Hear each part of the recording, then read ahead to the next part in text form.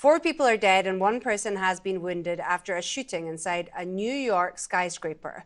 One of those who died was a New York City police officer. The mayor of New York, Eric Adams, held a press conference a short time ago and said the gunman also died from a self-inflicted gunshot wound. Police just gave an update in the last hour. They say the suspect is from Las Vegas and drove cross-country to New York in the past few days, arriving in the city in the hours before the shooting. Well, our US media partner, CBS, obtained these surveillance images showing the suspected gunman, who police say is 27-year-old Shane Tamura. He could be seen walking, weapon in hand, towards a series of double doors. The New York Police Commissioner described what happened next. The building's security camera footage shows the shooter enter the lobby, turn right, and immediately open fire on an NYPD officer. He then shoots a woman who took cover behind a pillar and proceeds through the lobby, spraying it with gunfire. He makes his way to the elevator bank, where he shoots a security guard who was taking cover behind the security desk. One additional male is shot in the lobby, per his own statement from the hospital. The shooter then calls the elevator, which opens in the lobby. A female exits that elevator, and he allows her to walk past him unharmed. He goes up to the 33rd floor, which is route and management, and begins to walk the floor, firing rounds as he traveled. 1 person was struck and killed on that floor. He then proceeds down a hallway and shoots himself in the chest. Well, for more on this, we can cross to New York and speak to our North America correspondent, John Sudworth. John, good to see you. We heard some details about the suspect. What more do we know? Well, it was a visibly shocked Mayor Eric Adams and Police Commissioner Jessica Tisch giving that press conference there.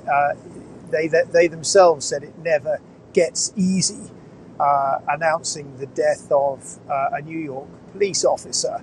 And of course, shootings are relatively commonplace in America, but it's worth pointing out that in Midtown Manhattan, they are very rare indeed.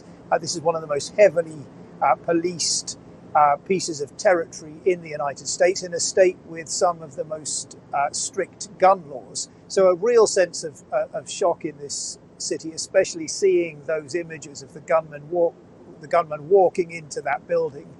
What we know about him from the press conference is so far very scant detail indeed.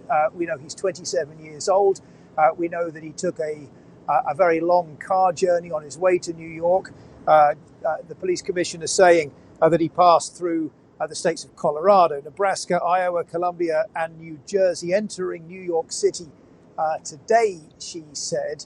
And she also mentioned that he has a history of mental health illness.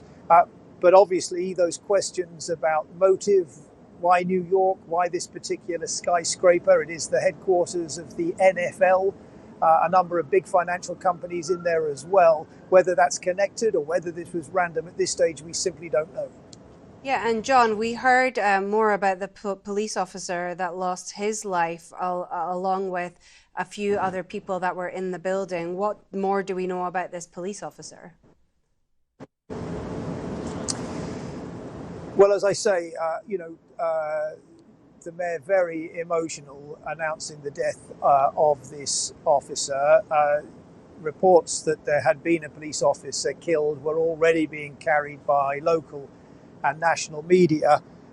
He said that the officer was 36 years old, a man called Didarul Islam. He said that he was an immigrant from Bangladesh, and a police officer with the 47th precinct. He was paid detail in this skyscraper. That means that the building had paid the NYPD for the protection. This is something quite common in New York City, but he was essentially carrying out his duties on behalf of the NYPD. And Mayor Eric Adams and the commissioner making it very clear that in their view, he died in the line of duty and he died a hero.